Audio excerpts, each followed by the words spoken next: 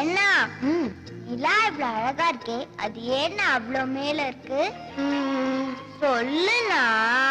நீ பிறந்ததும் சாமிக்கு நீ அழகா இல்ல அந்த நிலா அழகான்னு சந்தேகம் வந்துச்சு. சாமி ஒன்னையும் நிலாவையும் ஒரு தராசுல நிறுத்தி யார் அழகுன்னு எடை போட்டாரு. நீ இருந்த தட்டு டக்குன்னு கீழே இறங்கிருச்சு. நிலா இருந்த தட்டு வேகமா மேல போயிடுச்சு. நிலா எகிரி போய் வந்துடுச்சு.